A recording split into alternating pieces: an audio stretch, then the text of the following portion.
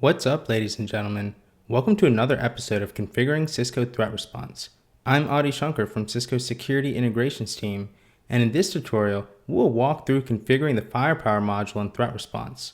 Firepower devices can be managed using a separate appliance called Firepower Management Center or the on-box Firepower Device Manager.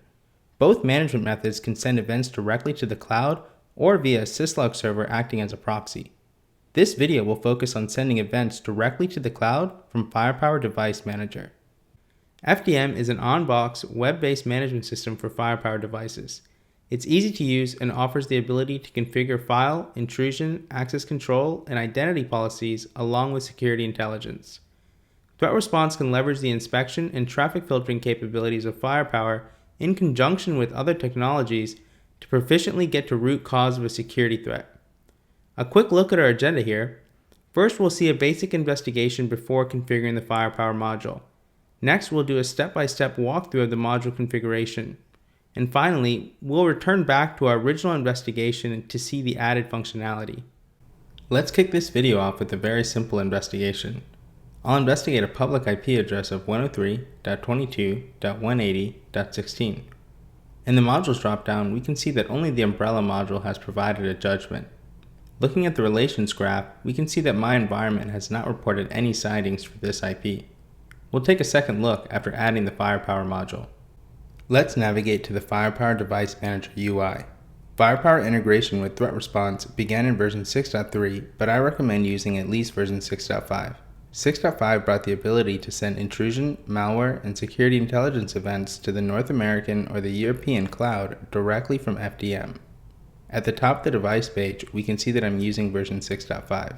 The next thing we'll want to confirm is our smart licenses.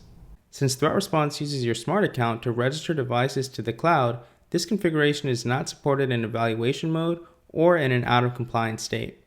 If your device does not have internet access, there is an alternative option. Cisco Security Services Proxy can act as an on-prem syslog server and forward events to the cloud. However, this will be limited to intrusion events only, so we recommend the direct integration. At the top of the page, we can see that my device is registered and in a compliant state. Let's confirm we're using the same smart account in FDM as we are in Threat Response. Hovering over the info icon, my virtual account name is dcloud-ctr. Let's jump to Threat Response to verify the same smart account is linked. In the top right, select the settings icon. In the left pane, select Devices. Then click Manage Devices. This opens a new tab in the Security Services Exchange portal. For those who are looking to set up the Security Services proxy as a syslog server, the download and installation guide can be found by selecting the Tools icon in the top right and then choosing Downloads. For our purpose, we just need to confirm the appropriate smart account is being used by selecting Link Accounts. Here we can see that the dcloud-ctr virtual account is already linked. If there is no account linked, you must have administrator level privileges to the smart account to complete this step. Now we are ready to register our device to the cloud. Back in the FDM UI, select the device page from the top menu bar. Towards the bottom right, under System Settings, select Cloud Services. On this page, we simply need to enable sending events to the cloud. In just a moment, we should see the status change to enabled. Alright, great. Just to double confirm our device is successfully registered, let's navigate back to the Security Services Exchange portal. To the right, select the Refresh button to refresh the device list.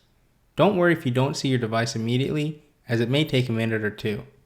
We can see that my device is successfully registered. In order to have Firepower events auto-promoted to Threat Response's Incident Manager, we need to navigate to Cloud Services, then select the gear icon next to Eventing. Intrusion events are always promoted, but I've also opted to promote malware and all security intelligence events. Now we are ready to complete the final piece of this integration by adding the Firepower module to Threat Response. From Threat Response, select Modules, then select Add New Module. Add a new Firepower module. I'll choose to leave the name as default, and then click Save. That's it, ladies and gentlemen. We have completed this simple configuration in just a few minutes. Now it's time to return to our original investigation. We can see that I'm investigating the same public IP. The first thing I notice is that I now have a target endpoint of 192.168.249.114 in the relations graph. To the right, in the Modules dropdown, I can see that our newly added Firepower module has provided one sighting. In the Indicators dropdown, I can see a security intelligence event for the crypto mining category. Now that we have seen the powerful features this integration brings to the table, I encourage all Firepower customers to take advantage of Threat Response's effective investigation capabilities. Beyond just Firepower, I encourage all cybersecurity professionals alike to use Threat Response to more efficiently conduct security operations. After all, it's free for Cisco security customers. Last but not least, I hope you enjoyed this video and stay tuned for more tutorials from Cisco's Security Integrations team.